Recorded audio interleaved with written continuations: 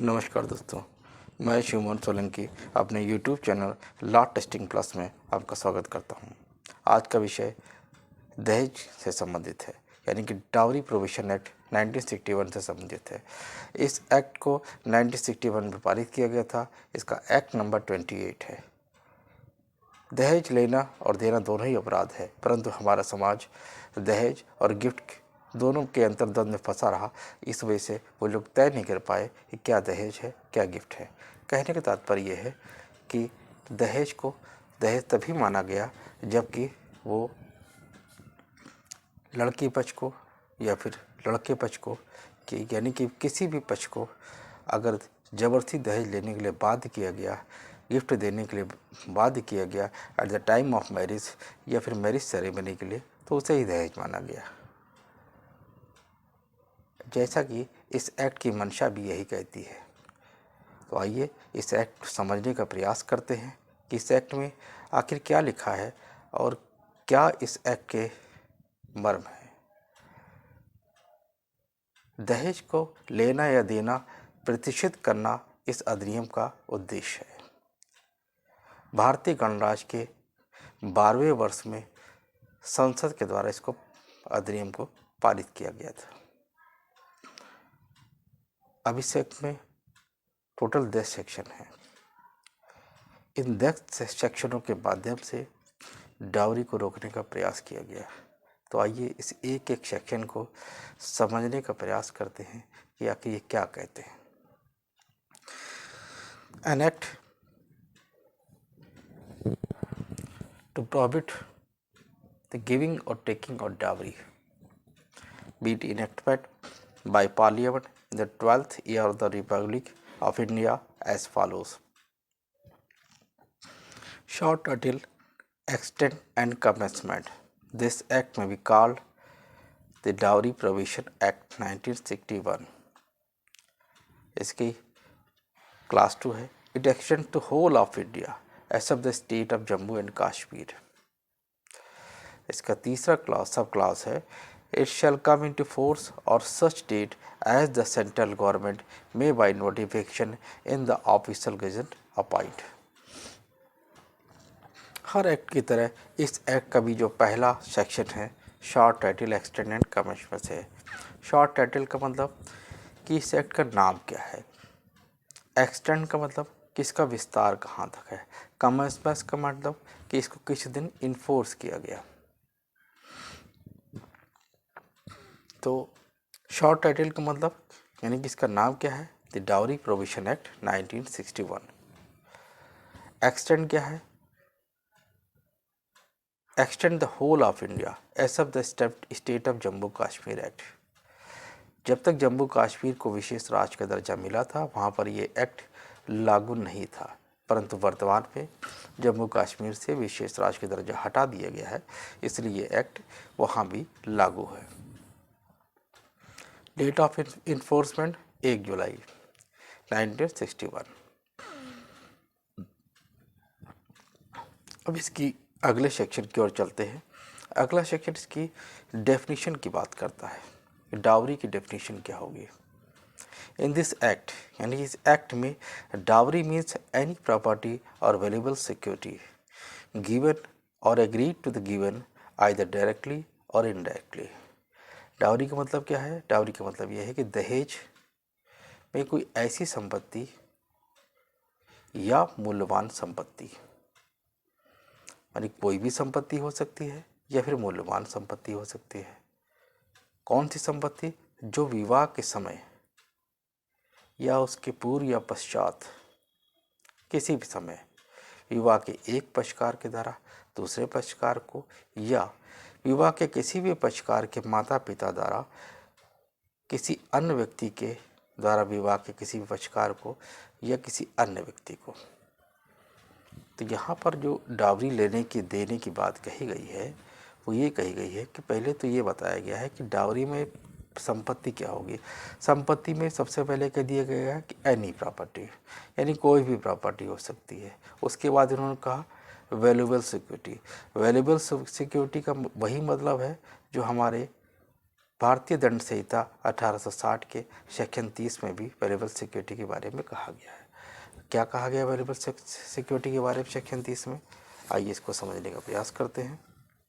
Section 30 में कहा गया है कि the word variable security denote a document which is और पर्पज टू बी और document whereby any legal right is created, extended, transfer, restrict, extinguish or release, or whereby any person acknowledge that he lies under legal liability or has been certain legal right। यानी कि जब किसी document पर कोई legal right को create कर दिया जाता है या एक्सटेंड कर दिया जाता है किसी डॉक्यूमेंट पर, या किसी डॉक्यूमेंट को लीगल राइट ट्रांसफ़र कर दिया जाता है, या किसी डॉक्यूमेंट पे लीगल राइट को रिस्ट्रिक्ट कर दिया जाता है, या किसी डॉक्यूमेंट के माध्यम से किसी लीगल लाइबिलिटी को स्वीकार कर लिया जाता है, तो ये सब चीज़ें जो होंगी वो क्या होंगी? वेरिएबल सिक्योरिटी में आएंगी। ऐसा आईपीसी सेक्शन 30 में कहा गया है। इसके डिटेल में जब आईपीसी कभी पढ़ने का मौका मिलेगा तो उस पर चर्चा की जाएगी। वर्तमान में चूँकि डाउरी की सेक्शन 2 में जो डेफिनेशन दी गई है उसमें वैल्यूएबल सिक्योरिटी वर्ड आया है, तो यहाँ पर भी वैल्यूएबल सिक्योरिटी का वही मतलब है जो कि आईपीसी के सेक्शन 30 में कहा गया, इसलिए इसकी चर्चा यहाँ करना जरूरी था। अब संपत्ति कौन सी होगी? जो विवाह के समय लेन देन किया जाए। कैसे? जब एक पक्षकार दूसरे पक्षकार को दे। यहाँ ये नहीं कहा गया लड़की लड़के से मांगेगा या लड़का लड़की से मांगे। लड़की भी लड़के से मांग सकती है, नहीं लड़की वाला भी लड़के से मांग सकता है, लड़के वाला भी लड़की से मांग सकता है। इसलिए कहा गया एक पक्षकार को दूसरे पक्षकार के द्वारा अगर विवाह के समय कोई संपत्ति दी जाती है या उसके पूर्व या पश्चात भी दी जाती है तो भी ये माना जाएगा कि वो दहेज में आ सकती है। इसके अलावा दूसरा पॉइंट बताया कि उनके जो माता पिता के द्वारा भी मांगा जा सकता है। तीसरा, वो किसी अन्य व्यक्ति के माध्यम से ली जा सकती है। तो ये 3 तरह की यहाँ पर कैटेगरीज यहाँ पर दी गई है। आगे इन्होंने बताया गया है एट और before any time after the marriage in connection with the marriage of the set parties but does not include dower or meher in the case of person in whom the Muslim person law applies। उन पक्षकारों को विवाह के संबंध में या तो प्रत्यक्षता या अप्रत्यक्षता दी गई या दी जाने के लिए करार की गई है, किंतु उन व्यक्तियों के संबंध में नहीं जो मुस्लिम स्वय विधि यानी मुस्लिम पर्सन लॉ में जो मेहर की रकम जो होती है वो इसके अंतर्गत नहीं आती है। आगे नीचे स्पष्टीकरण एक को रिपील करते हुए स्पष्टीकरण तो में वही बात कही गई जो मैंने अभी ऊपर बताई है कि वैल्यूएबल सिक्योरिटी का वही अर्थ है जो आईपीसी के सेक्शन 30 में वैल्यूएबल सिक्योरिटी के बारे में कहा गया। तो ये थी डाउरी की डेफिनेशन। इसलिए इसके अगले सेक्शन की ओर चलते हैं। इसका अगला सेक्शन क्या है? सेक्शन 3। सेक्शन 3 जो है डावरी यानी दहेज लेने और देने पर शास्ति की बात करता है, यानी पेनाल्टी फॉर गिविंग और टेकिंग डावरी की बात करता है। आइए इसको पढ़ करके समझने का प्रयास करते हैं।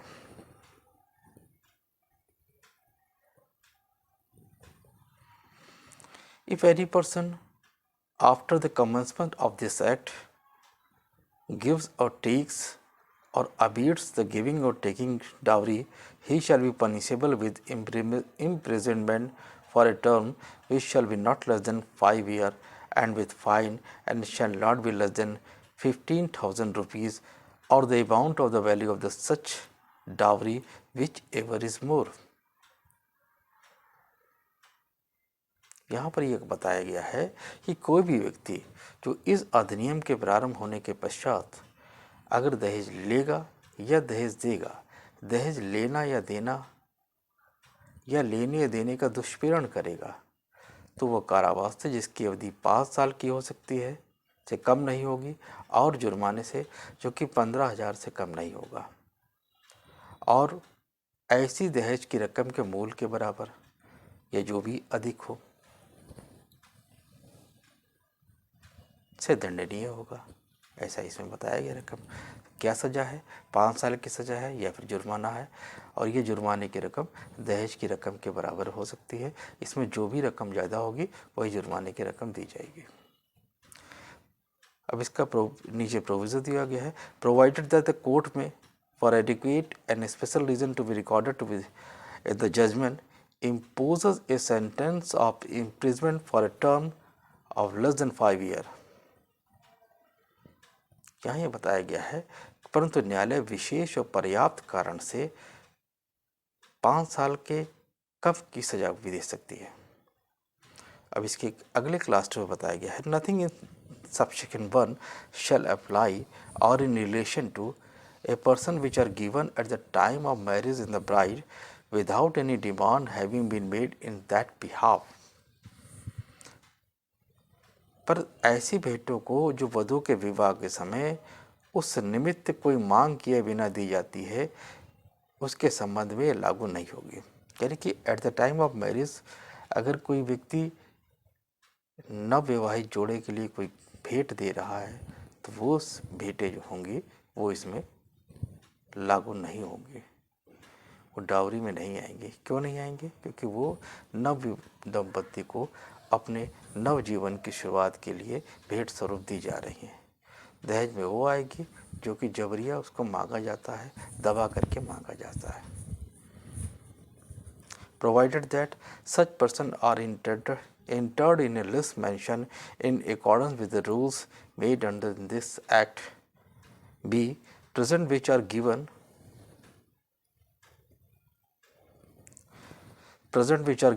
at the time of marriage to the bridegroom without any demand have been made in that behalf।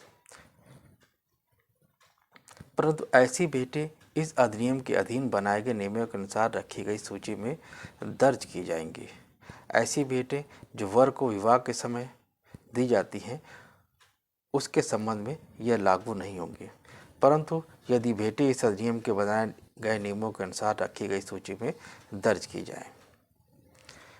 Provide further where that सच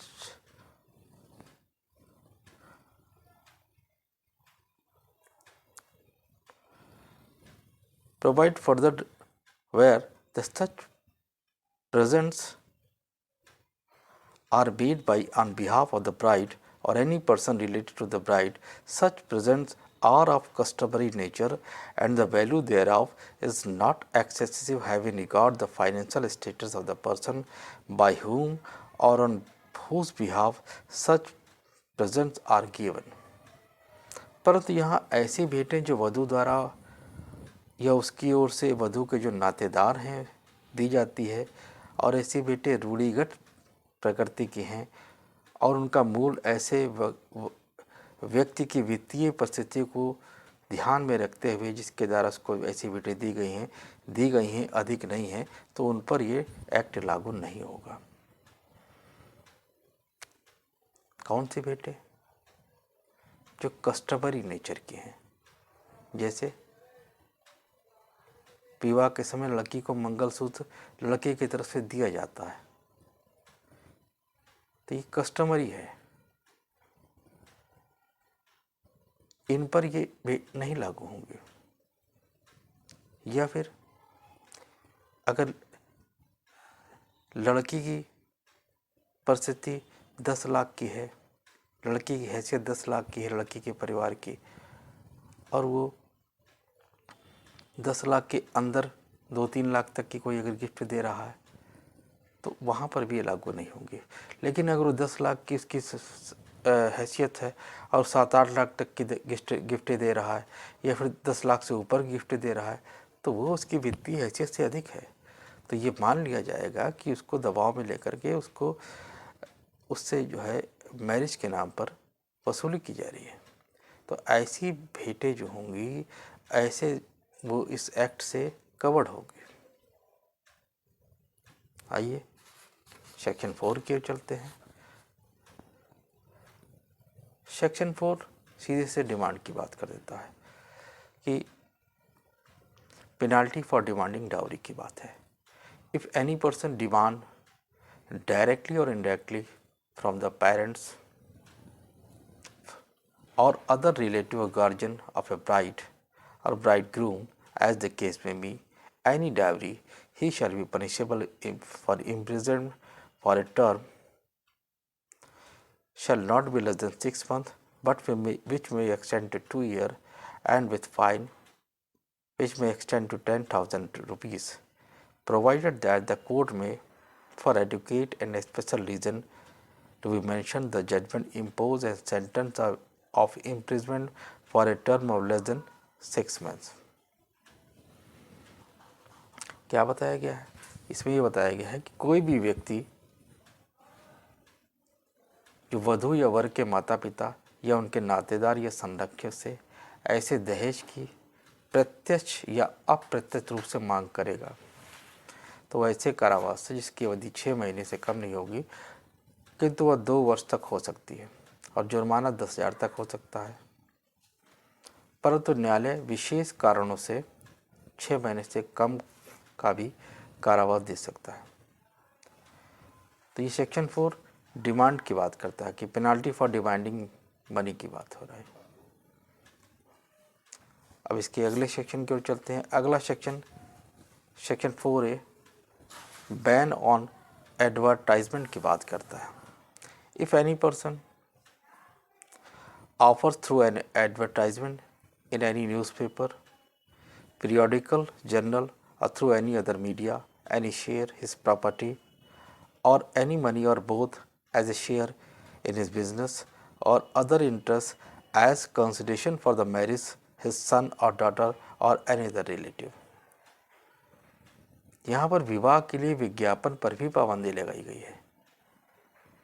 कौन से विज्ञापन? जहाँ पर आप इस तरह से विज्ञापन देते हैं कि जो कोई मेरी लड़की से शादी करेगा उसको इनाम के रूप में मैं अपनी एक मकान दे दूंगा, कार दे दूंगा। तो इस तरह के जो विज्ञापन होंगे उन पर भी रोक लगी है। यही ये बात बता रहा है। क्या बता रहा है? अपने पुत्र या पुत्री या किसी अन्य नातेदार के विवाह के फलस्वरूप किसी समाचार पत्र में, किसी नियत कालीन पत्रिका, जनरल या किसी अन्य माध्यम से अपनी संपत्ति या किसी धन का अंश या दोनों में से किसी कारोबार या किसी अन्य हित के अंश की प्रस्थापना करेगा तो क्या होगा? बी। तो ये है फर्स्ट। और बी में क्या बताया गया है? प्रिंट्स और पब्लिक्स और circulate any advertisement referred in clause A.